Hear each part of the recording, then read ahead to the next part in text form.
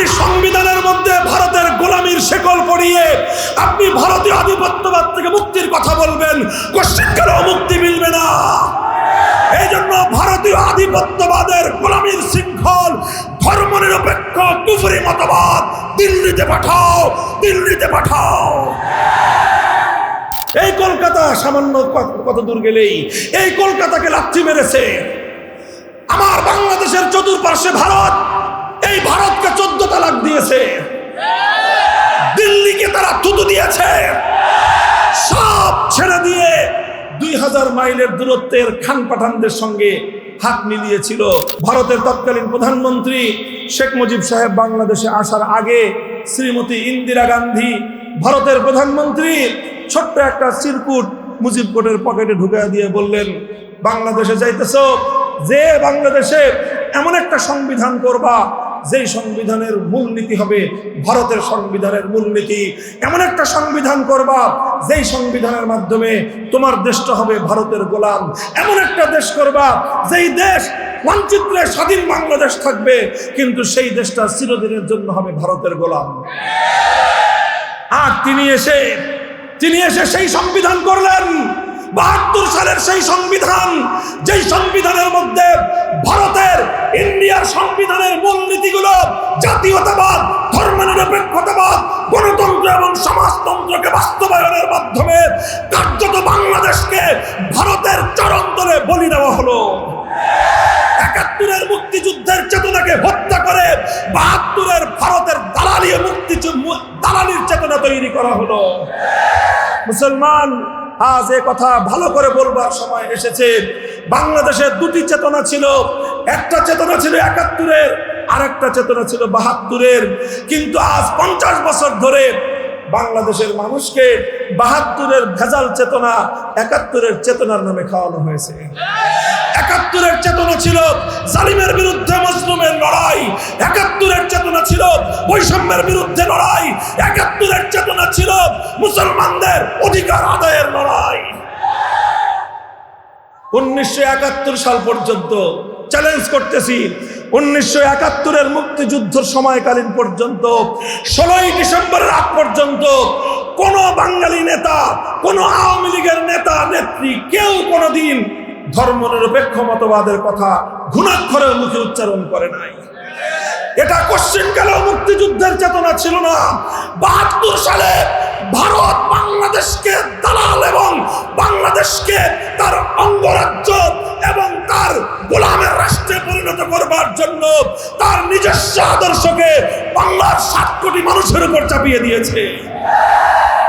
এই জন্য আমরা বলি, এই 72-এর সংবিধান চালু করে শেখ মুজিবুর রহমান সাহেব কি করলেন? তিনি আইন করলেন বাংলাদেশে ইসলাম প্রতিষ্ঠার জন্য ইসলামী রাজনীতি নিষিদ্ধ। আমি সমাজ এবং রাষ্ট্র ব্যবস্থার সঙ্গে সম্পৃক্ত আল্লাহর কোরআনের বিধানগুলো এবং ইসলামের মৌলিক বিধানগুলো নিয়ে আমি আলোচনা করি। আমার আলোচনার মাধ্যমে আমি সমাজের কিছু অসঙ্গতি, রাষ্ট্র ব্যবস্থার কিছু অসঙ্গতি, যে সকল কারণে মানুষের ঈমান ধ্বংস হয়, সাধারণ ধর্মপ্রাণ মানুষের ঈমানের উপর রাষ্ট্র এবং রাজনীতির যে কুপ্রভাব তৈরি হয়, সেই প্রভাব থেকে আমাদের প্রজন্মকে রক্ষা করবার জন্য আমরা আমাদের সাধ্য এবং সামর্থ্যের আলোকে চেষ্টা চালাই এবং সেই অন্যায় কথাগুলোর প্রতিবাদ করি এবং সেই কোরআন বিরোধী ব্যবস্থাগুলোর আমরা মূলোৎপাটন করতে চাই। সমাজ থেকে, রাষ্ট্র থেকে যেই ব্যবস্থাগুলোর কারণে আমরা 90% মুসলমান হওয়া সত্ত্বেও আমরা কুফরি শাসন ব্যবস্থার জাতাকল থেকে মুক্ত হতে পারছি না। মূলত আমার চেষ্টা, আমার সাধনা, আমার সংগ্রাম হলো আমার জাতির মধ্য থেকে একদল বিপ্লবী লোক এমনভাবে তাদেরকে জাগ্রত করে তোলা যারা কুফরির এই জঞ্জাল পরিষ্কার করবে, যারা সমাজ থেকে, রাষ্ট্র ব্যবস্থা থেকে ইসলাম বিরোধী জাহিলিয়াতকে মূলোৎপাটন করবার জন্য যারা তৈরি হবে। কাজেই সেই ধারাই কিছু কথা আমি বলবো। আমি কোরআনে পাকের সূরাতুন নিসার 60 নম্বর আয়াতটুকু আপনাদের সম্মুখে তেলাওয়াত করেছি। আয়াতের মধ্যে আল্লাহ পাক রব্বুল আলামিন বড় আশ্চর্য এবং বিস্ময় নিয়ে আল্লাহ একটি প্রশ্ন রেখেছেন। আল্লাহ বলেছেন, আলাম তারা ইলাল্লাযীনা ইয়াজউমুনা আন্নাহুম আমানু বিমা উনজিলা ইলাইকা ওয়া মা উনজিলা মিন ক্বাবলিক ইউরিদুনা আন ইয়াতাহাকামু ইলাত তাগুত। আল্লাহ বলেন যে তোমরা কি লক্ষ্য করেছো একটা আশ্চর্যজনক জিনিস, যে কিছু মানুষ এমন আছে সমাজের মধ্যে যারা দাবি করে যে তারা ইমানদার। কি দাবি করে? নিজেদেরকে ইমানদার বলে দাবি করে। এটা আল্লাহ বলতেছেন, ইয়াজউমুন, জামা ইয়াজউমু অর্থই হলো দাবি করা। তারা দাবি করে যে তারা ইমানদার, অথচ তাদের কাজটা কি? ইউরিদুনা আন ইয়াতাহাকামু ইলাত তাগুত। তারা চায় যে তাগুতের কাছে তারা বিচার চাইবে, তারা চায় যে তাগুত তাদেরকে সিদ্ধান্ত দিবে, তারা চায় তাগুত তাদেরকে ফয়সালা করে দিবে। অর্থাৎ আল্লাহর কোরআনের এই আয়াতের মর্ম হলো এই যে এই দুটো জিনিস কশ্চিনকাল একত্রিত হতে পারে না। যে তুমি ইমানদার বলে নিজেকে দাবি করবা, নিজেকে মুমিন বলে পরিচয় দিবা, আবার তুমি তাগুতের বিচার চাইবা, তুমি আবার তাগুতের সিদ্ধান্ত মানতে চাইবা। তুমি যদি আল্লাহর উপর ইমানদার হয়ে থাকো তাহলে তোমাকে তাগুতকে অস্বীকার করতে হবে, আর তুমি যদি তাগুতকে অস্বীকার করতে না পারো তুমি আল্লাহর উপর ইমানদার হতে পারো না। যেমনি ভাবে আলো আর অন্ধকার একত্রিত হতে পারে না, যেমনি ভাবে রাত আর দিন এক সময়ে জমা হতে পারে না, যেমনি ভাবে আসমান আর জমিন একত্রিত হতে পারে না, ঠিক তদ্রূপ আল্লাহর উপর বিশ্বাস এবং তাগুতের উপর বিশ্বাস এই দুটো কশ্চিনকালেও একত্রিত হতে পারে না। কোরআন পরিষ্কার করে বলে দিয়েছে। সূরাতুল বাকারায় আল্লাহ বলেছেন, ক্বাদ তাবায়্যানার রুশদু মিনাল গাই ফামান ইয়াকফুর বিত-তাগুতি ওয়া ইউমিন বিল্লাহ ফাকাদ ইসতামসাকা বিল উরওয়াতিল উসকা। আল্লাহ বলেন যে এটা দিবালোকের ন্যায় পরিষ্কার হয়ে গিয়েছে। আর রুশদু মিনাল গাইয়্যি, কোনটা হেদায়েতের পথ, কোনটা গুমরাহির পথ পরিষ্কার, কোনটা সঠিক পথ, কোনটা ভুল পথ পরিষ্কার।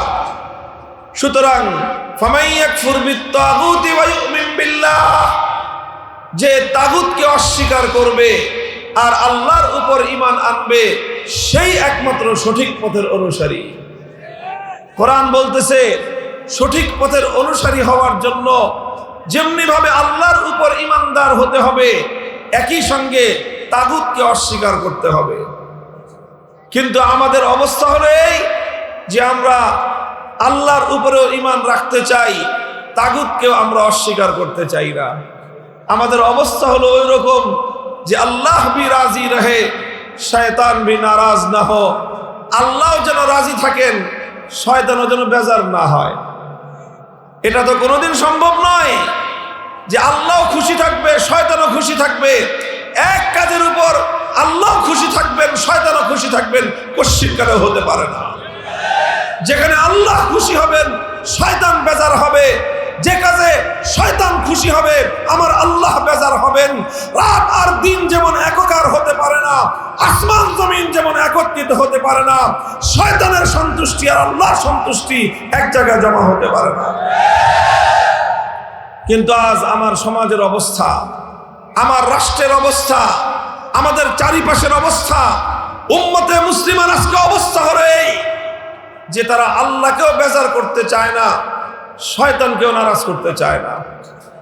এই গোলক ধাঁধার মধ্যে আজকে পড়ে আছে উম্মত, এই গোলক ধাঁধার মধ্যে পড়ে আছে উম্মত। এই ধাঁধা থেকে বের হয়ে আসতে হবে, এই দুষ্ট চক্র থেকে আমাদেরকে বের হয়ে আসতে হবে। আমাদেরকে বর্তমান জাহিলিয়াতের এই তাগুতের পিঞ্জর থেকে বের হয়ে প্রকৃত মুক্তি এবং স্বাধীনতার জন্য আওয়াজ তুলতে হবে। এক আল্লাহর বান্দা আল্লাহর জমিনে এক আল্লাহর গোলামি করবার জন্য মুক্তি এবং স্বাধীনতার স্লোগান তুলতে হবে।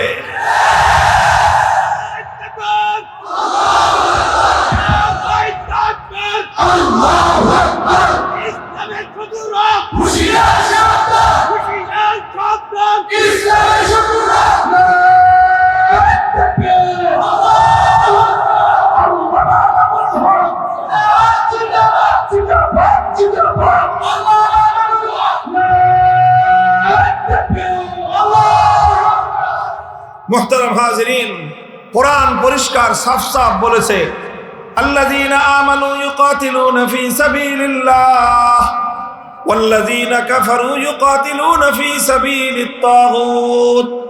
যারা ঈমানদার তারা আল্লাহর পথে লড়াই করে, আর যারা বেঈমান কাফের তারা তাগুতের পথে লড়াই করে। সুতরাং এই লড়াই অনিবার্য। দুনিয়াতে দুটো দল, একটা হলো হিজবুল্লাহ আল্লাহর দল, আর একটা হলো হিজবুশ শাইতান শয়তানের দল। একটা হলো আল্লাহর অনুসারী, আর একটা হলো তাগুতের অনুসারী। যেমনি ভাবে প্রতিদ্বন্দ্বী দুইজন প্রার্থীর অনুসারী এক হতে পারে না, যে এক প্রতিদ্বন্দ্বীর অনুসারী হবে সে আরেক প্রতিদ্বন্দ্বীর অনুসারী হতে পারে না, যে অপর প্রতিদ্বন্দ্বীর অনুসারী হবে সে আরেক প্রতিদ্বন্দ্বীর অনুসারী কোশ্চিনকালেও হতে পারে না। তাগুত হলো আমার আল্লাহর প্রতিদ্বন্দ্বী, তাগুত হলো আল্লাহর প্রতিদ্বন্দ্বী। যারা আল্লাহকে সৃষ্টিকর্তা হিসেবে বিশ্বাস করে তারা কোশ্চিনকালেও আল্লাহর প্রতিদ্বন্দ্বী তাগুতের অনুসারী হতে পারে না। ভাই, অনেকক্ষণ ধরে কোরআনে পাকের অনেকগুলো আয়াতের উদ্ধৃতি আমি দিলাম। আমি একটা কথাই বোঝাতে চেষ্টা করতেছি, সেটা হলো যদি আমি আর আপনি সত্যিকার ঈমানদার হতে হয়, সাচ্চা এবং পাক্কা ঈমানদার হতে হয়, তাহলে আমাদের সকলকে তাগুতের পথ পরিহার করতে হবে এবং তাগুতকে অস্বীকার করতে হবে। এখন আপনাদের অনেকের মনের মধ্যে ইতিমধ্যে প্রশ্নটা জেগে থাকবে যে এতক্ষণ খালি তাগুত তাগুত শুনতেছি, তাগুত জিনিসটা কি আগে তো সেটা বুঝাইবেন। ভাই বুঝাবো, কিন্তু আগে আপনাদের মনোযোগটা আমি এই পয়েন্টের উপর আকৃষ্ট করার চেষ্টা করতেছি, কারণ এই টার্ম, এই শব্দ, এটা কোরআনে পাকের মধ্যে এত জায়গায় আলোচনা হয়েছে, কিন্তু আমাদের সমাজে তাগুত নিয়ে কোনো আলোচনা নাই। এই জন্য এই শব্দটা শুনলে অনেকের কাছে নতুন বলে মনে হয়, অপরিচিত বলে মনে হয়। শয়তানটা আমাদের কাছে যত পরিচিত, তাগুতটা আমাদের কাছে তত বেশি পরিচিত নয়। কারণ আসল শয়তান হলো এই তাগুত। এটাকে আড়াল করে রাখা হয়েছে সমাজ থেকে। আজ নতুন করে ঈমানের জাগরণ তুলতে হবে। তাগুতি সমাজ ব্যবস্থাকে ভেঙে গুড়িয়ে দিতে হবে। তাগুতি সমাজ ব্যবস্থা যতদিন তুমি ভাঙতে না পারবা, ততদিন পর্যন্ত ইসলামী সমাজ গড়তে পারবা না। মুহতারাম হাজিরিন, এই জন্য আমি প্রথমেই এই শব্দটা এতবার উচ্চারণ করলাম যাতে শুনতে শুনতে এই তাগুত শব্দ আমাদের মুখস্থ হয়ে যায়। আপনাদের এই শব্দটা মুখস্থ হয়েছে? কি শব্দ? তাগুত। তাগুত কি জিনিস এখন আমি আপনাদের কাছে তার পরিচয় তুলে ধরতেছি। কোরআনে পাকের অসংখ্য জায়গায় এই শব্দটাকে আল্লাহ পাক প্রয়োগ করেছেন। এজন্য কাদিমান ওয়া হাদিসান, সর্বযুগেই যারা কোরআন ব্যাখ্যা করেছেন, কোরআন নিয়ে আলোচনা করেছেন, তারা সকলেই তাগুতের পরিচয় এবং তার সংজ্ঞা, তার ডেফিনিশন দিয়েছেন। সব কথাগুলো একত্রিত করলে তার যে সার কথা, মূল কথা যেটা দাঁড়ায়, যেটা দাঁড়ায়, সেটা হলো তাগুত কাকে বলা হয়। তাগুত বুঝার জন্য আগে আরেকটা শব্দ বুঝেন, সেই শব্দটা হলো গায়রুল্লাহ। কি শব্দ? গায়রুল্লাহ বুঝেন? একদিকে আল্লাহ, এক এবং অদ্বিতীয়কে, জোরে বলেন, এক এবং অদ্বিতীয়কে। আল্লাহ ছাড়া মহাবিশ্বের মধ্যে বাকি যা আছে সব হলো গায়রুল্লাহ। এক এবং অদ্বিতীয় কে? আল্লাহ ছাড়া মহাবিশ্বের মধ্যে বাকি যা কিছু আছে সব হলো গায়রুল্লাহ। আসমান হলো গায়রুল্লাহ, জমিন হলো গায়রুল্লাহ, মানুষ কি, ফেরেশতা কি, জিন কি, নবী ওলি আউলিয়া যত পীর বুজুর্গ যা আছে সব কি? রাজা বাদশাহ উজির নাজির মন্ত্রী এমপি যা আছে সব হলো গায়রুল্লাহ, সব গায়রুল্লাহ। এক এবং অদ্বিতীয় হলেন কেবলমাত্র আমার আল্লাহ। গায়রুল্লাহ বোঝা গেল? বলেন গায়রুল্লাহ বোঝা গেল? কোন মানুষ যদি কোন গায়রুল্লাহকে আল্লাহর স্থানে বসায়, কোন গায়রুল্লাহকে যদি আল্লাহর আসনে সমাসীন করা হয়, কোন গায়রুল্লাহকে যদি আল্লাহর স্থানে বসানো হয়, তখনই সেই গায়রুল্লাহকে বলা হয় তাগুত। খুব সংক্ষেপে বলেছি, খুব সহজ ভাষায়। কোন গায়রুল্লাহকে যদি আপনি আল্লাহর স্থান দেন, যেই মর্যাদা কার, যেই স্থানটা কার, আল্লাহর জন্য সংরক্ষিত স্থানে কেউ যদি কোনো গায়রুল্লাহকে বসায়, সেই গায়রুল্লাহকেই বলা হয় তাগুত। বুঝা গেল? আমি দৃষ্টান্তের মাধ্যমে বিষয়টাকে ক্লিয়ার করতেছি। এটা খুব প্রয়োজনীয় একটা কনসেপ্ট। আমি এই আওয়াজ সারা বাংলাদেশে তুলবার চেষ্টা করতেছি, যাতে গোটা বাংলাদেশের বিশেষ করে ইয়াং জেনারেশন তাগুতটাকে ভালো করে চিনতে পারে, এবং এই তাগুতের বিরুদ্ধে আগামী দিনে একটা যুদ্ধের ঘোষণা আসবে। সে যুদ্ধের সৈনিকদেরকে তাগুতের বিরুদ্ধে লড়তে হবে। তাগুতের বিরুদ্ধে লড়াই করবার আগে তাগুতকে ভালো করে চিনতে হবে। কথা বলেন ঠিক না বেঠিক? দৃষ্টান্তের মাধ্যমে বুঝেন। যেমন এই মহাবিশ্বের মধ্যে ইবাদতের উপযুক্ত একমাত্র কে? আরো জোরে বলেন, ইবাদতের একমাত্র উপযুক্ত কে? লা ইলাহা ইল্লাল্লাহ, নেই কোনো মাবুদ এক আল্লাহ ছাড়া। কথা ঠিক না বেঠিক? তাহলে ইবাদতের মালিক একমাত্র কে? এখন এই ইবাদত যদি আল্লাহর জন্য না করে কোনো গায়রুল্লাহর জন্য করা হয়, তাহলে ইবাদতের মালিক ছিলেন আল্লাহ, ইবাদতের আসনটা হলো কেবলমাত্র আল্লাহর। এখন আপনি সেই আসনে যদি কোনো গায়রুল্লাহকে বসান, সেই গায়রুল্লাহকেই বলা হবে তাগুত। যেমন সে যুগের মানুষ লাত, মানাত, উজ্জা, হুবাল এই সকল দেবদেবতার পূজা করত, অথচ ইবাদতের মালিক ছিলেন কে? একমাত্র। তো আল্লাহকে ইবাদত না করে আল্লাহর জায়গায় লাত, মানাত, উজ্জা, হুবালের পূজা করা হলো, তো আল্লাহর জায়গায় লাতকে বসানো হলো, তো লাত হলো তাগুত। আল্লাহর জায়গায় উজ্জা, হুবাল, মানাতকে বসানো হলো, এই সকল দেবতাগুলো হলো তাগুত। আজকের বর্তমান যুগে লাত, মানাত, উজ্জা, হুবাল দেবতা নাই, সেখানে আছে এখন দুর্গা, সরস্বতী, কালী ইত্যাদি এই সকল দেবতা। তো যখনই আল্লাহকে বাদ দিয়ে আল্লাহর পরিবর্তে দুর্গার পূজা হয়, তখনই দুর্গাকে বলা হয় তাগুত। আল্লাহকে বাদ দিয়ে সরস্বতীর পূজা হয়, সরস্বতীকে বলা হয় তাগুত। আল্লাহকে বাদ দিয়ে কালীর পূজা যখন হয়, তখনই কালীকে বলা হয় তাগুত। এক অর্থে আল্লাহকে বাদ দিয়ে যখন সূর্যের পূজা করা হয়, সূর্যকে বলা হয় তাগুত। আল্লাহকে বাদ দিয়ে আগুনকে যেই পূজা করা হয়, যে আগুনকে পূজা করা হয়, সে আগুনকে বলা হয় তাগুত। যেই গায়রুল্লাহকে আল্লাহর জায়গায় বসানো হয়, তাকেই বলা হয় তাগুত। তাহলে ইবাদতের মালিক একমাত্র কে? এটাকেই বলা হয় তাওহীদ, একত্ববাদ। এটাকে কি বলে?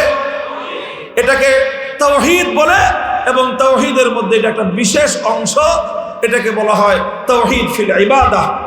ইবাদতের মধ্যে একত্ববাদ। এটা কোন একত্ববাদ? বলেন, এটা কোন একত্ববাদ? এটা ইবাদতের মধ্যে একত্ববাদ। এটা কি? কথাটা বুঝতে হবে ভাই, কথাটা না বুঝলে যুদ্ধ করবেন কেমনে? যুদ্ধে যাওয়ার জন্য আমি আপনাদেরকে একটু চিনে নিতেছি শত্রুকে, যাতে যুদ্ধের ময়দানে গিয়ে আবার শত্রু মনে করে বন্ধুর উপরে আঘাত না করেন, আবার বন্ধু মনে করে শত্রুরে যেন ছেড়ে না দেন। কথা বলেন, দুটারই প্রয়োজন আছে। যুদ্ধে জিততে হলে শত্রুকে বন্ধু মনে করে ছেড়ে দেওয়া যাবে না, আবার বন্ধুকে শত্রু মনে করে আঘাত করা যাবে না। তাহলে আগে শত্রুকে, প্রতিপক্ষটাকে ভালো করে চিনতে হবে, আঘাতটা আপনি কোথায় করবেন। তো এই জন্য বলছি, ইবাদতের মালিক একমাত্র কে? এটাকে বলা হয় তাওহীদ ফিল ইবাদাহ। ইবাদতের মধ্যে তাওহীদ। যদি কেউ তাওহীদকে বিশ্বাস না করে, যদি কেউ তাওহীদকে না মানে সে আর কিছু হতে পারলেও ইমানদার হতে পারে না। কারণ তাওহীদ এটাই হলো ইমানের মূল কথা, এটা হলো ইমানের শেকড়। এতক্ষণ আমি যা বললাম এটা হলো ইবাদতের তাওহীদ। আলহামদুলিল্লাহ, মুসলিম সমাজের মধ্যে ইবাদতের তাওহীদের ক্ষেত্রে বড় ধরনের ত্রুটি নাই, বড় ধরনের ত্রুটি নাই। সমস্ত মানুষ মুসলমানরা বুঝে যে ইবাদতের মধ্যে আল্লাহর সঙ্গে কাউকে শরীক করা যাবে না। আচ্ছা, আপনাদেরকে আমি একটা প্রশ্ন করি, ভালো করে শুনে জবাব দিবেন। যে কোনো একজন মানুষ যদি এমন হয় যে 24 ঘন্টার মধ্যে 23 ঘন্টা 55 মিনিট সে আল্লাহর ইবাদত করে আর 5 মিনিট শুধু দুর্গার পূজা করে, কয় মিনিট? আর আল্লাহর ইবাদত করে কতক্ষণ? 23 ঘন্টা 55 মিনিট। আপনারা বলেন তো এই লোকটা ইমানদার না বেঈমান? কেন? সে তো 23 ঘন্টা 55 মিনিটই এক আল্লাহর ইবাদত করলো, তাহলে সে কেন বেঈমান? কারণ সে ইবাদতের মধ্যে আল্লাহর সঙ্গে 5 মিনিটের জন্য দুর্গাকে শরীক করেছে। কথা ঠিক না বেঠিক? আচ্ছা, 5 মিনিট না আরো কমায় দেন, 1 মিনিট, শুধু 1 মিনিট সে দুর্গার পূজা করে আর 23 ঘন্টা 59 মিনিট আল্লাহর ইবাদত করে, ইমানদার না বেঈমান? সন্দেহ আছে কোনো? কথাটা কত পরিষ্কার। এজন্য কোন ইমানদার দুর্গার পূজা করে না, কোন মুসলমান সরস্বতীর পূজা করে না, কোন ইমানদার মূর্তির পূজা করে না, কোন ইমানদার সূর্যের পূজা করে না, কোন ইমানদার আগুনের পূজা করে না। কারণ প্রত্যেক ইমানদার জানা আছে যে আল্লাহকে বাদ দিয়ে কোন গায়রুল্লাহর পূজা করলে আর কিছু থাকবে না, অন্তত ঈমান থাকে না। এই জন্য ইবাদতের মধ্যে যে তাওহীদ, এই তাওহীদ আমাদের সমাজে মোটামুটি টিকে আছে, আলহামদুলিল্লাহ বলেন। তবে তাওহীদ শুধুমাত্র ইবাদতের মধ্যেই সীমাবদ্ধ নয়, তাওহীদের আরো পার্ট আছে, আরো বিভাগ আছে। আমি ওরকম আরেকটা তাওহীদের কথা বলছি। যেরকম আসমান এবং জমিনের মধ্যে একমাত্র ইবাদতের মালিক কে? ঠিক ইবাদতের মালিক যেমন এক আল্লাহ, আল্লাহ ছাড়া আর কেউ 1 সেকেন্ডের জন্য ইবাদত পেতে পারে না। ঠিক তদ্রূপ আসমান এবং জমিনের মধ্যে, মহাবিশ্বের মধ্যে চূড়ান্তভাবে, নিরঙ্কুশভাবে, সর্বোচ্চভাবে আইন এবং বিধান তৈরি করার একমাত্র অধিকার কার? এটাও ভালো করে বুঝেন। কোনটা বৈধ হবে, কোনটা অবৈধ হবে, কোনটা আইনসম্মত হবে, কোনটা বেআইনি হবে, চূড়ান্তভাবে নির্ধারণ করবার একমাত্র অধিকার কার? এটাকেও বলা হয় তাওহীদ। এই তাওহীদটাকে বলা হয় তাওহীদ ফিল হাকিমিয়াহ। আগেরটা ছিল তাওহীদ ফিল ইবাদাহ, ওটা ছিল ইবাদতের তাওহীদ। আর এটা হলো হুকুমের তাওহীদ, যে হুকুম করার অধিকার, আইন করার অধিকার, বিধান দেওয়ার অধিকার চূড়ান্তভাবে একমাত্র কার? ইনিল হুকমু ইল্লা লিল্লাহ। কোরআন পরিষ্কার করে বলে দিয়েছেন আইন তৈরি করবে চূড়ান্তভাবে একমাত্র কে? এখন আইন যেহেতু একমাত্র আল্লাহ তৈরি করবেন, এটা হলো আইন তৈরি করবার ক্ষেত্রে আল্লাহ হলেন এক এবং অদ্বিতীয়, এটাও আল্লাহ পাকের একটা তাওহীদ। ইবাদতের মধ্যে যেরকম আল্লাহর তাওহীদকে বিশ্বাস না করলে একজন মানুষ মুশরিকে পরিণত হয়, আইন এবং বিধান তৈরি করবার ক্ষেত্রেও কোন মানুষ যদি আল্লাহর একত্ববাদকে বিশ্বাস না করে সেও সমানভাবে মুশরিকে পরিণত হয়। এখন কেউ প্রশ্ন করতে পারেন, তাহলে আইন এবং বিধান দেওয়ার ক্ষেত্রে আল্লাহ এক এবং অদ্বিতীয় যদি এমনই হয়, তাহলে মানুষ কি কোনো আইন করতে পারবে না? প্রশ্নটা বুঝেছেন? মানুষ কি কোনো আইন করতে পারবে না? এই হলো প্রশ্ন। এই প্রশ্নের জবাব হলো যে হ্যাঁ, মানুষ আইন করতে পারবে, মানুষ বিধান তৈরি করতে পারবে, তবে এক শর্তে। কয় শর্তে? কয় শর্তে? এক শর্তে মানুষ আইন এবং বিধান তৈরি করতে পারবে। মানুষের আইন এবং বিধান তৈরি করবার শর্ত হলো যে মানুষ আইন করতে পারবে এই শর্তে যে মানুষের আইন কোনোদিন আল্লাহর আইনের বিরুদ্ধে যেতে পারবে না। কোন মানুষ আল্লাহর আইনের বিরুদ্ধে আইন তৈরি করতে পারবে না। সারা দুনিয়ার সমস্ত মানুষ মিলেও আমার আল্লাহর ছোট্ট একটা আইনের বিরুদ্ধে আইন করতে পারবে না। সারা দুনিয়ার 700 কোটি মানুষ যদি একটা আইন করতে চায়, আর আমার আল্লাহ যদি এর বাইরে চান, আমার আল্লাহর আইনের বাইরে গিয়ে 700 কোটি মানুষ একত্রিত হয়েও আল্লাহর ছোট্ট একটা আইনের 1000 ভাগের 1 ভাগ ব্যতিক্রম করবার বিরুদ্ধে যাওয়ার অধিকার নাই।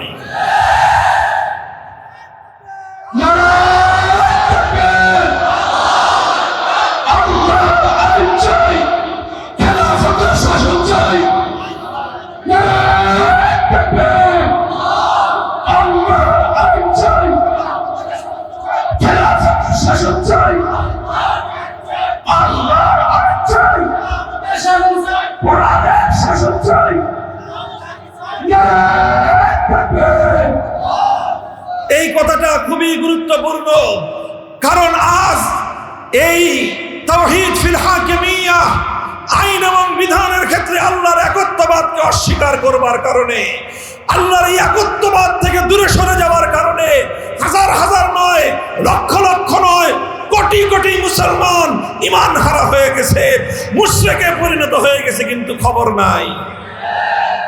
বহু মুসল্লি আছে ঈমান নাই, বহু আলহাজ হাজি গাজী ঈমান নাই, বহু আছে। কারণ তারা আইনের ক্ষেত্রে আল্লাহর সঙ্গে অহরহ তারা শিরক করতেছে। শিরক করলে কোনো মানুষের ঈমান থাকতে পারে না। সুতরাং মানুষ আইন করতে পারবে, কতটুকু আইন করতে পারবে? আল্লাহর আইনের বিরুদ্ধে যেতে পারবে না মানুষের কোনো আইন। মানুষের আইন যদি আল্লাহর আইনের বিরুদ্ধে চলে যায়, যে মানুষ আল্লাহর আইনের বিরুদ্ধে আইন করবে সেই মানুষটাকেই বলা হবে তাগুত। কারণ সে আল্লাহর আসনে বসতে চায়। যে আইন আল্লাহ করেছেন, আল্লাহর সে আইনকে বাতিল করে, আল্লাহর সে আইনকে পরিবর্তন করে, আল্লাহর সে আইনকে অস্বীকার করে যেই মানুষ কোন আইন তৈরি করবে সেই মানুষটাকেই বলা হবে তাগুত। আল্লাহর আইনের বিরুদ্ধে যদি আইন করে কোন রাজা বাদশাহ, সেই রাজা বাদশাকে বলা হবে তাগুত। আল্লাহর আইনের বিরুদ্ধে যদি কোন আইন জারি করে কোন রাষ্ট্রপতি, সেই রাষ্ট্রপতিকে বলা হবে তাগুত। আল্লাহর আইনের বিরুদ্ধে যেই প্রধানমন্ত্রী আইন জারি করবে সেই প্রধানমন্ত্রীকে বলা হবে তাগুত। আল্লাহর আইনের বিরুদ্ধে যেই মন্ত্রী পরিষদ আইন অনুমোদন দিবে সেই মন্ত্রী পরিষদকে বলা হবে তাগুত। আল্লাহর আইনের বিরুদ্ধে যদি কোন আদালত অথবা কোন বিচারপতি কোন আইন জারি করে সেই আদালত এবং বিচারককে বলা হবে তাগুত। আল্লাহর আইনের বিরুদ্ধে কোন আইন পরিষদ, কোন সংসদ যদি কোন আইন পাশ করে সেই সংসদ, সেই আইন পরিষদকে বলা হবে তাগুত।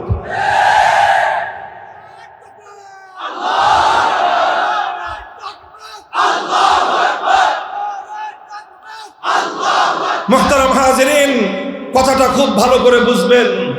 আল্লাহর কোরআন বলেছে, আল্লাহ নিজে বিস্ময় প্রকাশ করেছেন, আশ্চর্য প্রকাশ করেছেন।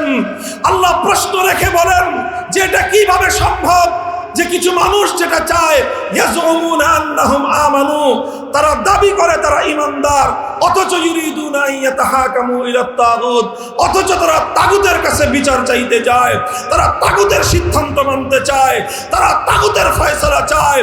আল্লাহর উপর ঈমান আর তাগুতের ফয়সালা মানা, এই দুটো কোশ্চেন কেউ একাকার হতে পারে না।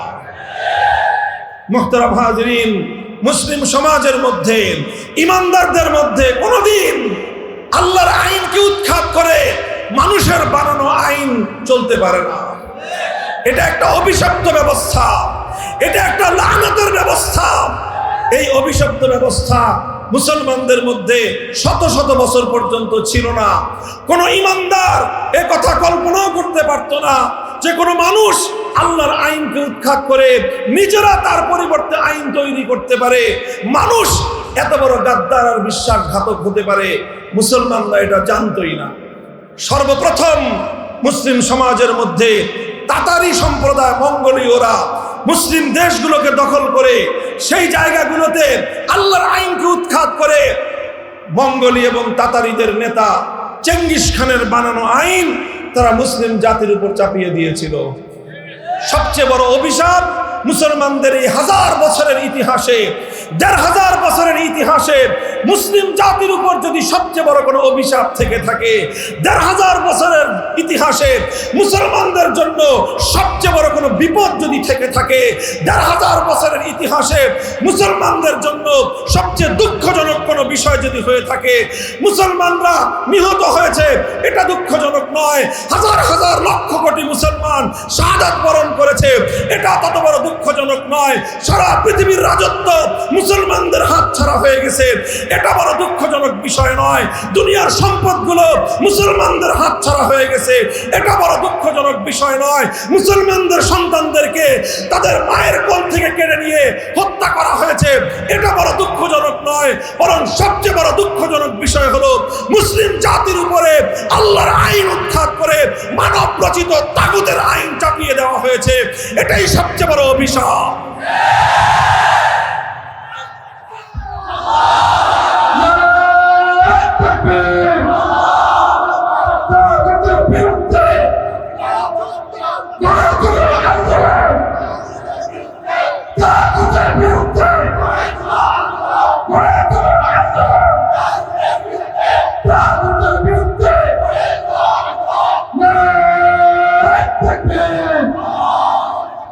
ভাই, ইমানকে হেফাজত করেন, ইমান হেফাজত করেন। ওয়াজ মাহফিল অনেক করেছেন, ওয়াজ অনেক করেছেন, নামাজ পড়েছেন, মিলাদ মাহফিল পড়েছেন, হজ করতে যান বছর বছর, রমজানে রমজানে উমরা করতে যান, অথচ তাগুতের গোলামি করেন। এক কানাকড়ি পরিমাণ মূল্য নাই, এক কানাকড়ি পরিমাণ আপনার এই ইবাদতের কোনো মূল্য নাই। সর্বপ্রথম আপনাকে ঈমান দুরস্ত করতে হবে, সর্বপ্রথম আপনাকে তাওহীদের উপর উঠতে হবে। আর তাওহীদের উপর উঠতে হলে তাগুতকে অস্বীকার করতে হবে, তাওহীদের উপর উঠতে হলে তাগুতের বিরুদ্ধে লড়তে হবে, তাগুতের বিরুদ্ধে সংগ্রাম করতে হবে, তাগুতের বিরুদ্ধে যুদ্ধ করতে হবে। যুদ্ধের প্রয়োজন হলে যুদ্ধ করতে হবে, রক্তের প্রয়োজন হলে রক্ত দিতে হবে, জীবন দিতে হলে জীবন দেওয়ার জন্য প্রস্তুত থাকতে হবে।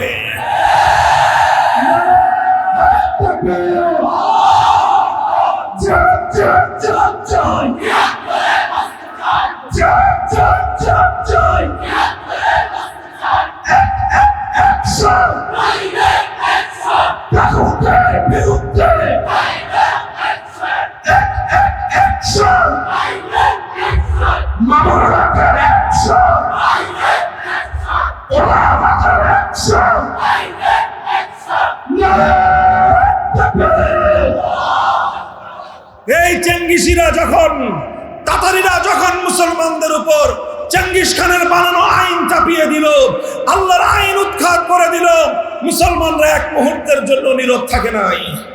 বিশেষ করে আলেম সমাজ এক মুহূর্তের জন্য মানব রচিত আইনকে তারা বরদাস্ত করে নেয় নাই।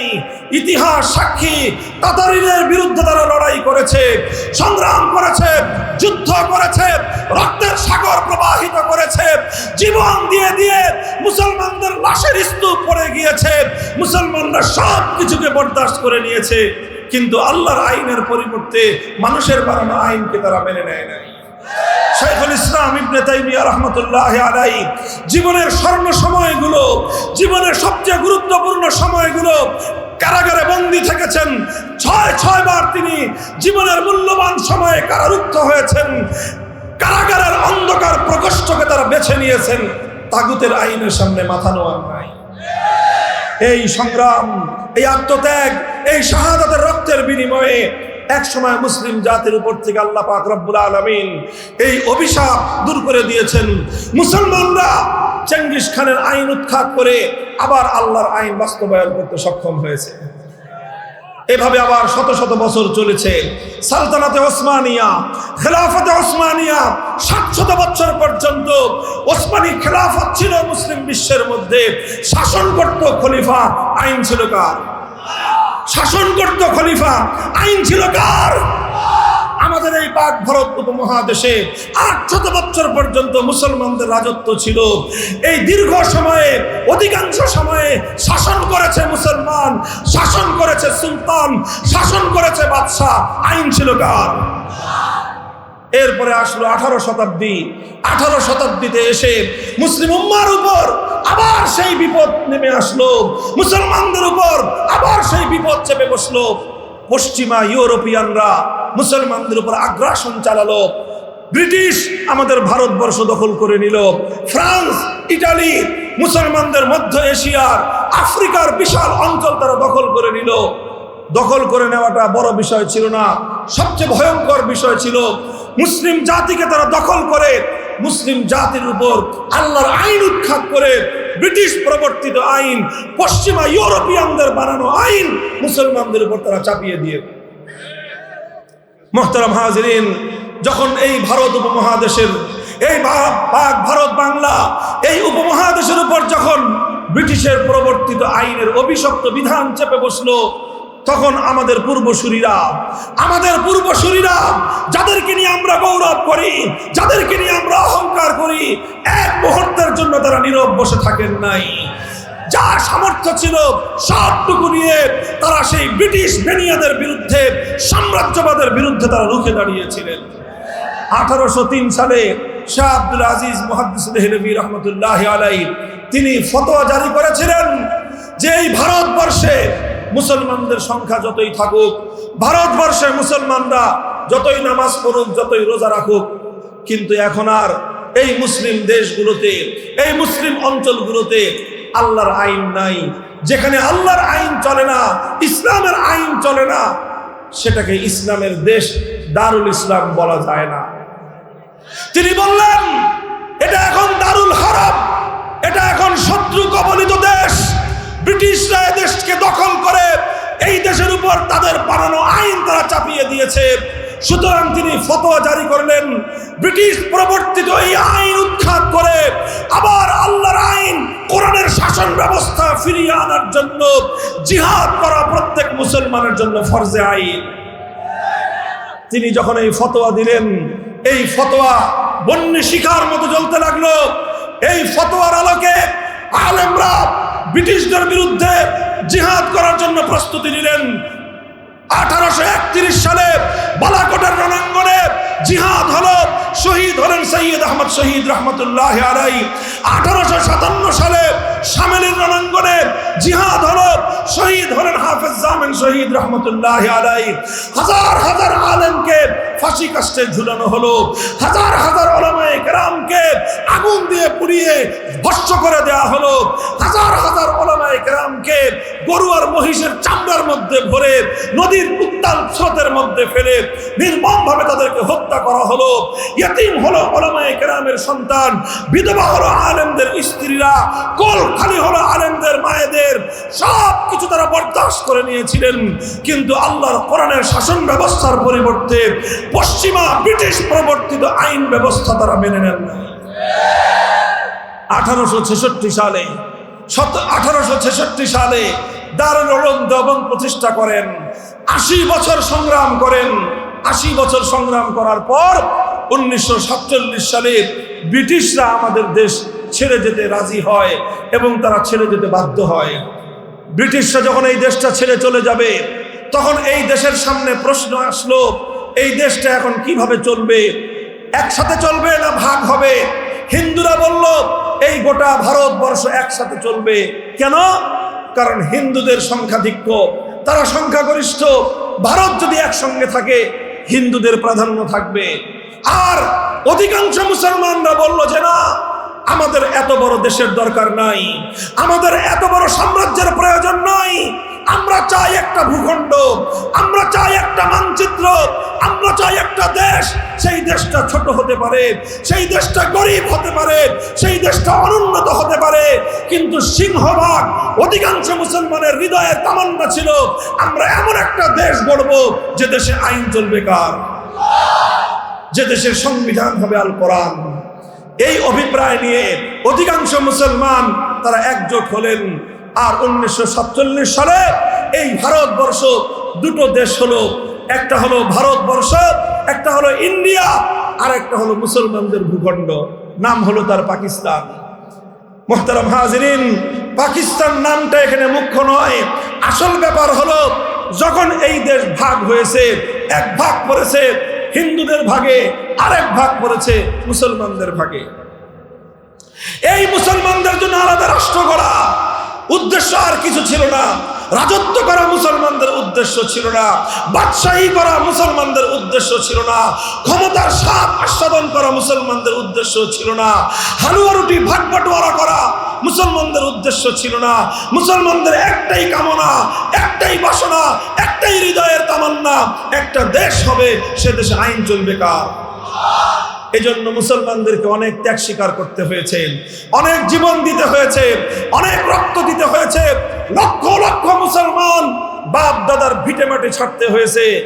যারা বয়স্ক মুরব্বী আছেন তারা সেই ইতিহাসের সাক্ষী, যারা ইতিহাস পড়েছেন তারা জানেন 47 সালে দেশ বিভাগের সময় কত মানুষকে কত ত্যাগের কোরবানি স্বীকার করতে হয়েছে, কত মানুষকে নিজের বাপ দাদার 14 পুরুষের রাজত্ব ছেড়ে দিতে হয়েছে, কোটি কোটি টাকার সম্পদ ছেড়ে দিয়ে একদিনে পথের ভিখারিতে পরিণত হয়েছে।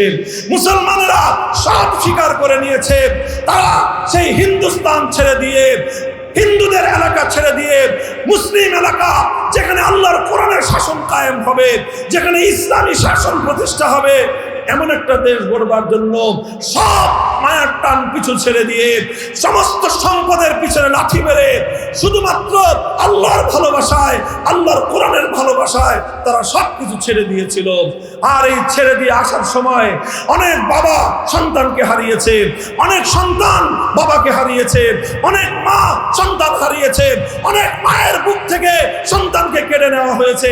সন্তান হারানোর বেদনা মা তার বুকের মধ্যে চেপে রেখেছে। একটাই সান্ত্বনা ছিল, একটা দেশ হবে যে দেশের আইন হবে আল্লাহর কোরআনের আইন। এই সব বরদাস্ত করে, অনেক কষ্ট স্বীকার করে, অনেক ত্যাগের কোরবানি স্বীকার করে, অনেক সম্পদ, অনেক জান মাল সব কিছু বিলিয়ে দিয়ে শুধুমাত্র আল্লাহর কোরআনের আইনের জন্য, শুধুমাত্র ইসলামী হুকুমতের জন্য মুসলমানরা সবকিছু হাসি মুখে বরদাস্ত করে নিয়েছিল। দোস্ত, আশ্চর্যজনক বিষয় হলো মুসলমানরা, গোটা ভারতবর্ষের মুসলমানরাই এই ত্যাগ আর কোরবানি স্বীকার করেছিল। সেই পাঞ্জাবের মুসলমানরা ত্যাগ আর কোরবানি স্বীকার করেছে, বলুচিস্তানের মুসলমানরা ত্যাগ আর কোরবানি স্বীকার করেছে, সেই সীমান্ত প্রদেশের মুসলমানরা ত্যাগ আর কোরবানি স্বীকার করেছে। সব ত্যাগ আর কোরবানি যদি একদিকে রাখেন, আর শুধুমাত্র আমার এই বাংলা অঞ্চলের, এই বাংলাদেশের মুসলমানদের যে ত্যাগ আর কোরবানি ছিল সেটাকে যদি আরেক দিকে রাখেন, বাংলাদেশের মুসলমান ত্যাগ আর কোরবানির পাল্লা ভারী হয়ে যাবে। এই আমার দেশ, এই আপনার দেশ, এই আমাদের পূর্বপুরুষদের এই দেশ, এই সোনার বাংলাদেশ, এই দেশের গৌরবোজ্জ্বল ইতিহাস রয়েছে। এই দেশ জন্ম দিয়েছে তিতুমিরকে, এই দেশ জন্ম দিয়েছে হাজী শরীয়তুল্লাহর মতো ব্যক্তিকে, এই দেশ জন্ম দিয়েছে ফকির মজনু শাহকে, আর এমন অসংখ্য আত্মত্যাগী বীর মুজাহিদদেরকে এই মাটি জন্ম দিয়েছে, যারা শুধুমাত্র আল্লাহর জন্য, আল্লাহর আইনের জন্য, আল্লাহর কোরআনের শাসনের জন্য সারা দুনিয়াকে ছাড়তে তারা প্রস্তুত হয়ে গিয়েছে। এই মুসলমান, বাংলাদেশের মুসলমান, এটা আসমান থেকে নামে নাই। আমার বাবা, আপনার বাবা, আপনার দাদা, আমাদের দাদা, আমাদের পূর্বপুরুষরা এইগুলো করেছিল। হে মুসলমান, আজ আমাদের লজ্জা হওয়া উচিত, যাদের পূর্বপুরুষরা শুধু আল্লাহর কোরআনের আইনের জন্য সমস্ত কিছুকে ত্যাগ করেছিল, আজ তাদের পরবর্তী পুরুষরা কেউ গণতন্ত্র আব্রাহাম লিঙ্কনের আদর্শের জন্য, আর কেউ কার্ল মার্কস, মাও সেতুং, লেনিনের আদর্শের জন্য লড়াই করো। লজ্জা হওয়া উচিত, কচু গাছে গলায় দড়ি দেওয়া উচিত। এর চেয়ে লজ্জার আর কিছু হতে পারে না। তোমরা জাগো, তোমাদের পূর্বপুরুষদের ইতিহাস পড়ো। আমি যা বলেছি ইতিহাসের সোনালী পাতায় অক্ষরে অক্ষরে লিখিত আছে। মুহতারাম হাজিরিন, আমাদের পূর্বপুরুষরা বাড়ির কাছের কলকাতা, এই কলকাতা সামান্য কত দূর গেলেই এই কলকাতাকে লাথি মেরেছে। আমার বাংলাদেশের চতুর্পার্শ্বে ভারত, এই ভারতকে 14 তালাক দিয়েছে, দিল্লিকে তারা থুতু দিয়েছে, সব ছেড়ে দিয়ে 2000 মাইলের দূরত্বের খান পাঠানদের সঙ্গে হাত মিলিয়েছিল। খান পাঠানদের প্রতি আলাদা কোনো পীড়িত ছিল না, শুধু একটাই আকাঙ্ক্ষা ছিল, ওরাও মুসলমান, আমরাও মুসলমান, আসো মিলেমিশে একটা দেশ গঠন করি, যে দেশে আইন চলবে কার? 1947 সালে সেই দেশ হলো। কিন্তু দুর্ভাগ্যজনকভাবে পশ্চিম পাকিস্তানি শাসক গোষ্ঠী তারা একের পর এক বিশ্বাসঘাতকতার গাদ্দারি করতে আরম্ভ করলো। আমার দেশের মুসলমানরা বলল যে কথা তো ছিল একটা রাষ্ট্র হবে, যে রাষ্ট্রে ব্রিটিশের আইন চলবে না, আইন চলবে কার? তা আপনারা আল্লাহর আইন জারি করেন, আপনারা ইসলামী শরীয়ত বিধান এটা বাস্তবায়ন করেন। পশ্চিম পাকিস্তানি শাসক গোষ্ঠী বলে যে হুজুর, রাষ্ট্রটা এখনো শিশু রাষ্ট্র, তো এখনই এখানে আল্লাহর আইন জারি করা যাবে না, কারণ কোরআনের শাসন একটু শক্ত কঠিন, শিশু রাষ্ট্র এত কঠিন শাসন বরদাস্ত করতে পারবে না। আপনারা কয়েকটা দিন সবুর করেন, আমরা একটু লাইন আপ করে আনতেছি, একটু শিশু রাষ্ট্রটা একটু বড় হলেই আমরা ইসলামী শাসন কায়েম করব। এরপরে চলে যায় সময়, গড়িয়ে যায় সময়, সময়ের পর সময়, বছরের পর বছর, 5 বছর, 10 বছর, 15 বছর, 20 বছর। হুজুররা জিজ্ঞাসা করে আপনার শিশু রাষ্ট্র বড় হয়েছে? কয় না, এটা এখনো বড় হয় নাই। 20 বছর পরে অতিক্রান্ত হয়ে যায়, জিজ্ঞাসা করলো তোর এই বুইরা খাটাস পোলা বড় হবে কবে? বুঝেন নাই কথা? 20 বছর হয়ে গেছে, কয় এই পোলা এখনো বলে শিশু। 24 বছর হয়ে গেল, কয় এখনো শিশু। আমার আব্বাজান শাইখুল হাদিস রহমতুল্লাহ আলাইহি তিনি কৌতুক করে এই নির্মম হৃদয়ের রক্তক্ষরণের কথাটাকে, দুঃখের কথাটাকে হাসির ছলে বলতেন, যেই পোলা 24 বছরের শিশু থাকে, নাবালেগ থাকে, সাবালক হয় না, এই পোলা 90 বছর আর সাবালক হবে না। কথা বলেন ঠিক না বেঠিক? আরে ভাই, 24 বছরের পোলা শিশু থাকে না, যুবক হয়। 24 বছরের সন্তান সে তো শিশু থাকবে না, সে তো টকবকে তারুণ্যের যুবকের মতো, আবু সাঈদের মতো জালিমের বুলেটের আঘাতে বুক টান করে দাঁড়িয়ে ফ্যাসিবাদের বিরুদ্ধে লড়াই করবে। 24 বছরের যুবকরা তো মীর মুগ্ধের মতো সত্যের জন্য জীবন দিবে। 24 বছরের যুবকরা তো আল্লাহর কোরআনের শাসন কায়েম করবার জন্য অকাতরে শাহাদাতের রক্ত দিবে।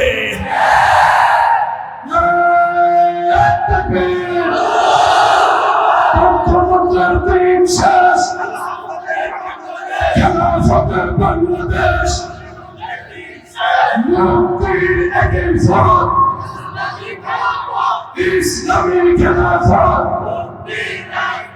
একাদশের মুসলমান জয় করবে হিন্দুস্তান, একাদশের মুসলমান জয় করবে হিন্দুস্তান।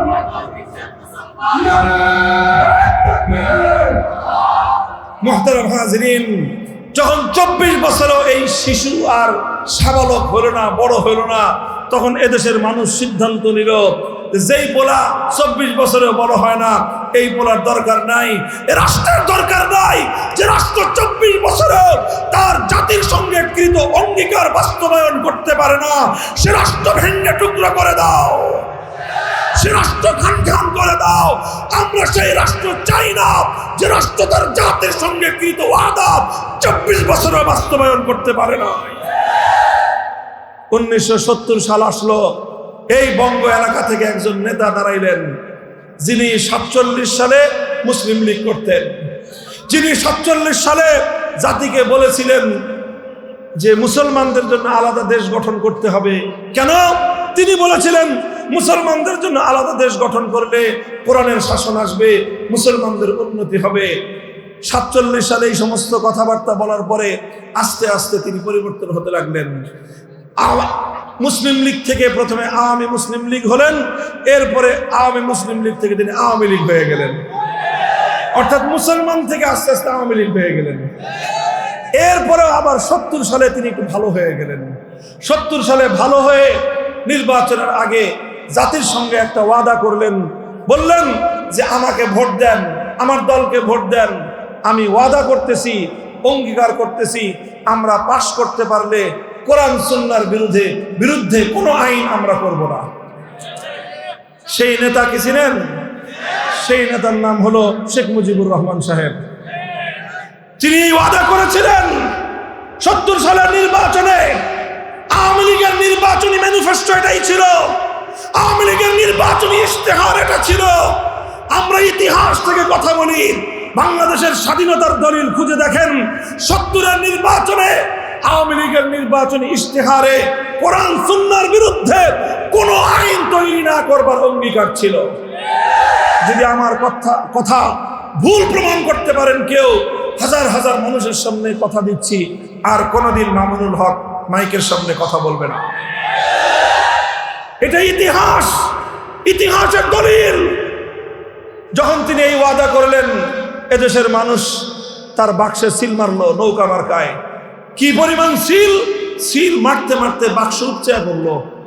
গোটা পাকিস্তানে তিনি নিরঙ্কুশ সংখ্যাগরিষ্ঠতা অর্জন করলেন। সরকার গঠন করার মতো তিনি নির্বাচনী আসন পেয়ে গেলেন, সংখ্যাগরিষ্ঠতা পেয়ে গেলেন।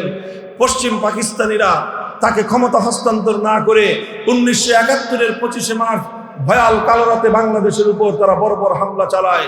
এর প্রেক্ষিতে 26শে মার্চ কালুরঘাট থেকে বাংলাদেশের স্বাধীনতার ঘোষণা পাঠ করা হয়। 9 মাস মুক্তিযুদ্ধ চলে। 71-এর 16ই ডিসেম্বর বাংলাদেশ স্বাধীনতা লাভ করে। আর এই 9 মাস শেখ মুজিবুর রহমান সাহেব পশ্চিম পাকিস্তানে তাদের হেফাজতে বন্দিত্বে বরণ করেন, কারাগারে ছিলেন। 71-এর 16ই ডিসেম্বরের পর তিনি মুক্তি পেয়ে গেলেন লন্ডনে। এরপরে তার সঙ্গে যোগাযোগ হলো শ্রীমতী ইন্দিরা গান্ধীর। ভারতের তৎকালীন প্রধানমন্ত্রী শেখ মুজিব সাহেব বাংলাদেশে আসার আগে শ্রীমতী ইন্দিরা গান্ধী ভারতের প্রধানমন্ত্রী ছোট্ট একটা চিরকুট মুজিব কোটের পকেটে ঢুকিয়ে দিয়ে বললেন, বাংলাদেশে যাইতেছ, যে বাংলাদেশে এমন একটা সংবিধান করবা যেই সংবিধানের মূলনীতি হবে ভারতের সংবিধানের মূলনীতি। এমন একটা সংবিধান করবা যেই সংবিধানের মাধ্যমে তোমার দেশটা হবে ভারতের গোলাম। এমন একটা দেশ করবা যেই দেশ মানচিত্রে স্বাধীন বাংলাদেশ থাকবে, কিন্তু সেই দেশটা চিরদিনের জন্য হবে ভারতের গোলাম। আর তিনি এসে সেই সংবিধান করলেন।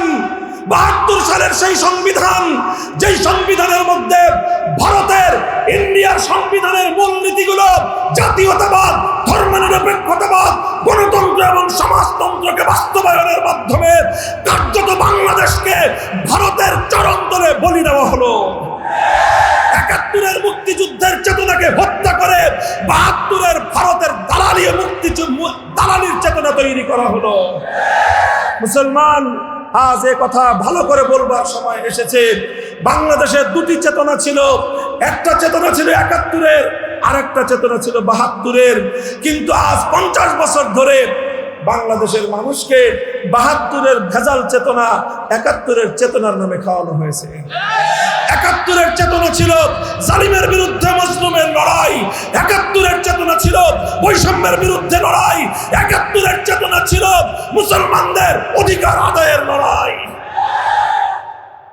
1971 সাল পর্যন্ত চ্যালেঞ্জ করতেছি, 1971-এর মুক্তিযুদ্ধের সময়কালীন পর্যন্ত 16ই ডিসেম্বরের আগ পর্যন্ত কোন বাঙালি নেতা, কোন আওয়ামী লীগের নেতা নেত্রী কেউ কোনোদিন ধর্মনিরপেক্ষ মতবাদের কথা ঘুণাক্ষরের মুখে উচ্চারণ করে নাই।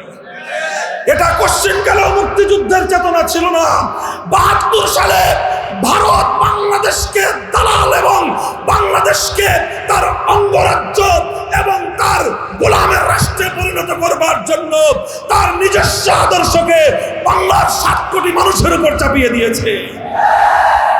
এই জন্য আমরা বলি, এই 72-এর সংবিধান চালু করে শেখ মুজিবুর রহমান সাহেব কি করলেন? তিনি আইন করলেন বাংলাদেশে ইসলাম প্রতিষ্ঠার জন্য ইসলামী রাজনীতি নিষিদ্ধ। 70 সালে তিনি অঙ্গীকার করেছিলেন কোরআন সুন্নাহ বিরোধী কোনো আইন করবেন না। আবার শুনেন, লিসেন মি, 70-এর নির্বাচনের সময় তিনি অঙ্গীকার করেছিলেন কোরআন সুন্নাহর বিরুদ্ধে কোনো আইন করবেন না। আর স্বাধীনতার পর 72 সালে তিনি এমন সংবিধান করলেন, এমন আইন করলেন, যেই আইন শুধু কোরআন সুন্নাহ বিরোধী নয়, বরং কোরআন সুন্নাহ বাস্তবায়ন করবার রাজনীতিকে নিষিদ্ধ করে গোটা জাতির সঙ্গে 70-এর নির্বাচনের আগে কৃত ওয়াদা এবং অঙ্গীকার ভঙ্গ করে বিশ্বাসঘাতকতার গাদ্দারি করেছেন। এই জন্য আমি বলি,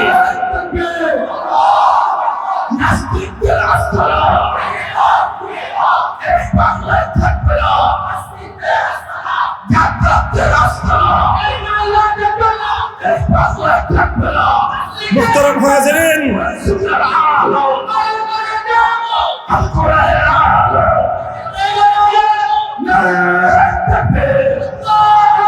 কথাটা খুব ভালো করে মনে রাখবেন। ৭০-এর নির্বাচনের সময় শেখ মুজিবুর রহমান সাহেবের কোরআন সুন্নাহ বিরোধী আইন তৈরি না করবার ঘোষণা, এটা ছিল তার জীবনের সবচেয়ে বড় পুণ্যময় কাজ।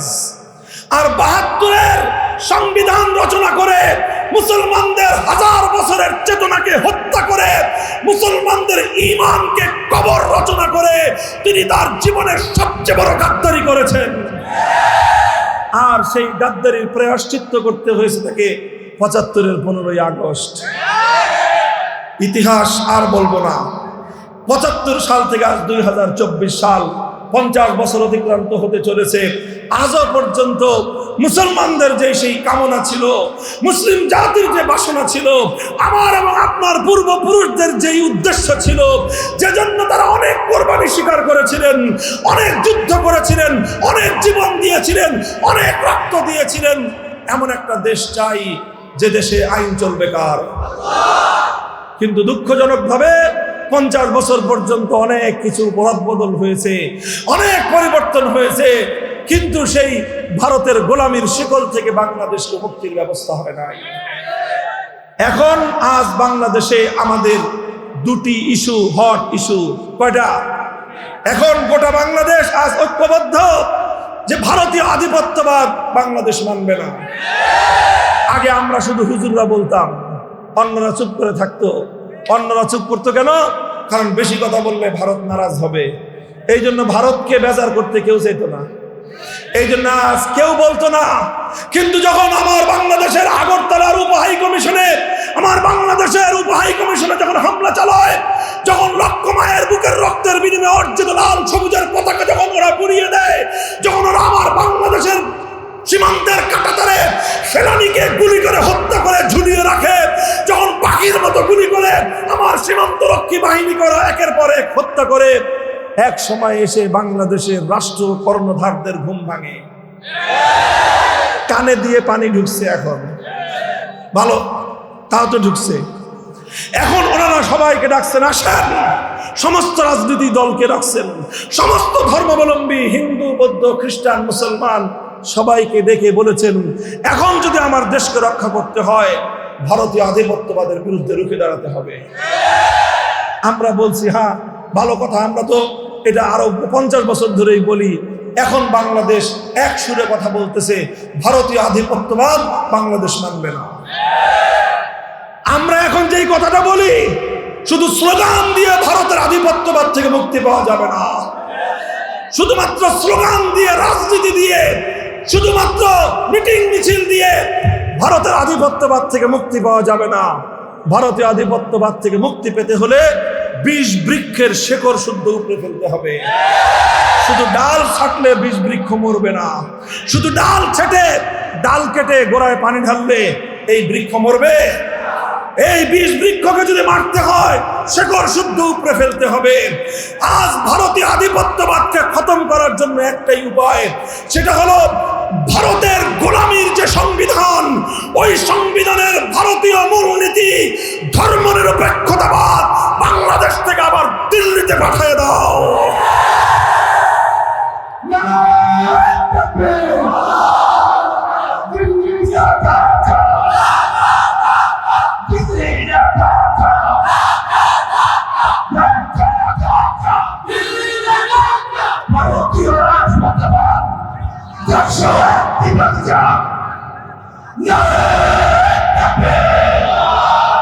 এই হলো ভারতীয় আধিপত্যবাদ থেকে মুক্তির উপায়, হলো সংবিধান থেকে ভারতীয় দালালির আইন, সংবিধান থেকে ভারতীয় দালালি আর গোলামির নীতি, এটা ভারতে পাঠিয়ে দিতে হবে।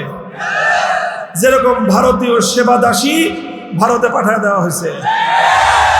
ভারতীয়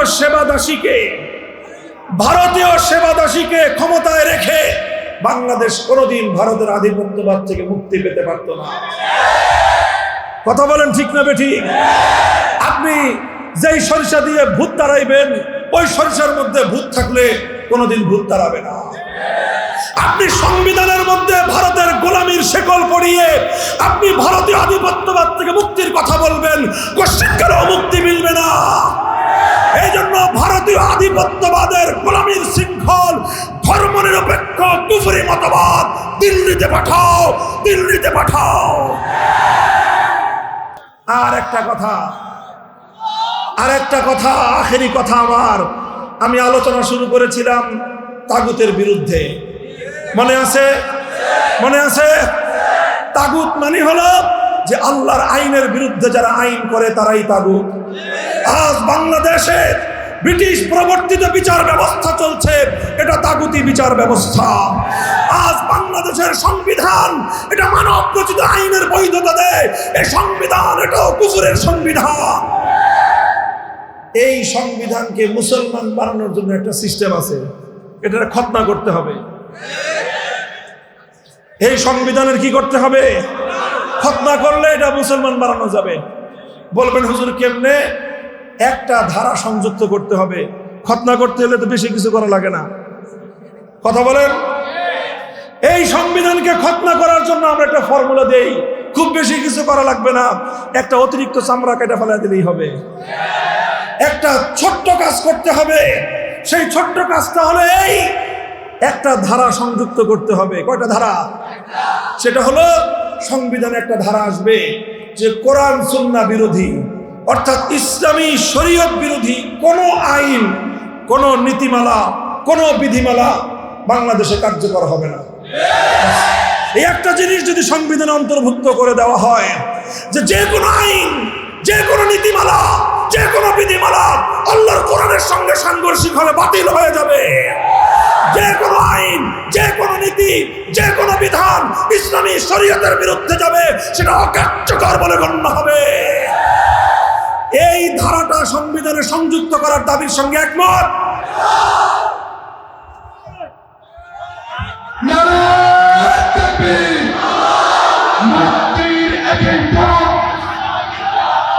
ইসলামী খেলাফত, ইসলামী খেলাফত, মুক্তির একই পথ, আইন আইন আইন চাই, কোরআন সুন্নাহ আইন চাই, আইন আইন আইন চাই। মুহতারাম হাজিরিন, এটা আমরা এখন দাবি তুলতেছি, কথায় কথায় বলতেছি। আমরা আশা করি আমাদের এই কথাগুলো তরঙ্গায়িত হতে হতে কর্ণধারদের কানে গিয়ে পানি ঢুকায় দিবে। কথা বলেন ঠিক না বেঠিক? এবং আমরা আশা করি বাংলাদেশের মুসলমানদের অভিপ্রায়, তাদের চেতনাকে আমার রাষ্ট্রীয় কর্ণধাররা বুঝবার চেষ্টা করবেন। আগস্ট বিপ্লবের পর এই বাংলাদেশ আর সেই বাংলাদেশ নাই, এটা বুঝবার চেষ্টা করবেন। আগস্ট বিপ্লব তো সেই বিপ্লব যে বিপ্লব সংগঠিত হওয়ার পর ভারতীয় সেবাদাসী ফ্যাসিবাদী শেখ হাসিনা বাংলাদেশ থেকে উৎখাত হওয়ার আধা ঘন্টার মধ্যে টেকনাফ থেকে তেতুলিয়া গোটা বাংলাদেশ আধা ঘন্টার মধ্যে শিরকের সংস্কৃতি মূর্তি থেকে পবিত্র হয়েছে। ভাস্কর্য নামক সমস্ত মূর্তি ভেঙে গুড়িয়ে দেওয়া হয়েছে। এটা কারা গড়িয়েছে? বিপ্লবীরা। বলেন কারা গড়িয়েছে? যারা বিপ্লব করেছে সেই বিপ্লবীরাই মূর্তি গড়িয়েছে। সুতরাং এটাই হলো আগস্ট বিপ্লবের সিম্বল। এখন যদি আমাদের কথা স্বাভাবিকভাবে ওনারা গ্রহণ না করেন, আপনারা কি নিশ্চুপ বসে থাকবেন? নীরব বসে থাকবেন? আমাকে যদি জিজ্ঞাসা করেন হুজুর কি করবেন, আমাদের পরিষ্কার কথা, আল্লাহর জমিনে আল্লাহর কোরআনের আইন বাস্তবায়নের জন্য, আল্লাহর জমিনে ইসলামী হুকুমত বাস্তবায়নের জন্য যা করতে হয় আমরা তাই করব। জীবন দিতে হলে জীবন দেব, রক্ত দিতে হলে রক্ত দেব, যুদ্ধ করতে হলে যুদ্ধ করব। যদি প্রয়োজন হয় 2000 নয়, 2 লক্ষ নয়, 2 কোটি তাজা প্রাণ শহীদ ঈদগাহে জমায়েত হতে প্রস্তুত থাকবো। সেই শহীদ ঈদগাহে আল্লাহর কোরআনের আইন বাস্তবায়নের জন্য শহীদ ঈদগাহে কারা কারা যাবে? কারা কারা যাবে?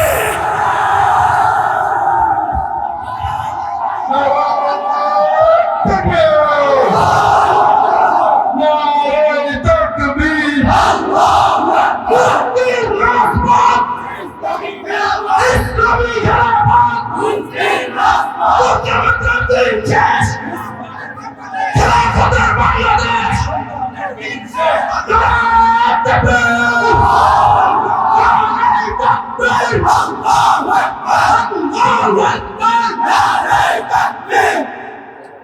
এই খালি কথায় কথায়, হ্যাঁ, এটা শুধু কথার কথা না, এটা অঙ্গীকার, এটা শপথ। কার সাথে? যারা বলেন কার সাথে? ডাক আসলে আল্লাহর সঙ্গে কৃত অঙ্গীকার বাস্তবায়নের জন্য মাঠে নামবেন তো? মাথার ঘাম পায়ে ফেলবেন তো? চোখের অশ্রু দিয়ে আল্লাহর সাহায্য চাইবেন তো? যখন প্রয়োজন আসবে বুকের রক্ত আল্লাহর দিনের জন্য শহীদ ঈদগাহে ঢেলে দিবেন তো? আল্লাহ কবুল করেন আপনাদেরকে, আমাকে, আমাদের সবাইকে। আল্লাহ আমাদের পূর্বসূরীদের শত শত বছরের এই তামান্না এবং এই আরজু আমাদের এই মাতৃভূমিতে বাস্তবায়ন করার তৌফিক দান করেন। ওয়া আখিরু দাওয়ানা আলহামদুলিল্লাহি রাব্বিল আলামিন। আসসালামু আলাইকুম ওয়া রাহমাতুল্লাহ।